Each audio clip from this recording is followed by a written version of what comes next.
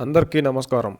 తెలుగు రాష్ట్రాల్లో రాజకీయ విశ్లేషణలు, చట్టాలపై చర్చలు, వివిధ సామాజిక అంశాలపై న్యూస్ ఛానళ్లలో ప్రముఖంగా కనిపించేది జయప్రకాష్ నారాయణ గారు, ప్రొఫెసర్ నాగేశ్వర్ గారు.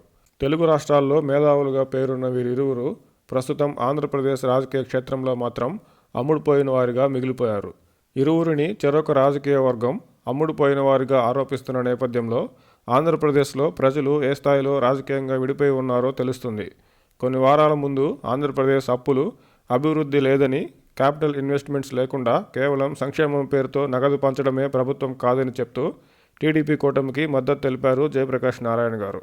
అనేక అంశాల్లో కేంద్రంలో మోదీ గారికి, కొన్ని అంశాల్లో చంద్రబాబు గారికి మద్దతు తెలిపిన జయప్రకాష్ నారాయణ గారు ఆంధ్రప్రదేశ్ తిరిగి గాడిలో పడాలంటే ఎన్డీఏ కూటమి ఆంధ్రప్రదేశ్లో గెలవాలని టీడీపీ కూటమికి మద్దతు తెలపడంతో వైసీపీ శ్రేణులు జయప్రకాష్ నారాయణ గారిపై కులముద్రతో పాటు అమ్ముడుపోయారనే విమర్శలను గుప్పించారు.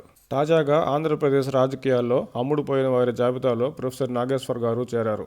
ల్యాండ్ టైటిలింగ్ చట్టం, జగన్ గారి ఫోటో పట్టాదారు పాస్ పుస్తకాలపై వేయడంపై మాట్లాడిన నాగేశ్వర్ గారు వైసీపీకి అమ్ముడుపోయారనే ఆరోపణను టీడీపీ శ్రేణుల నుంచి ఎదుర్కొంటున్నారు.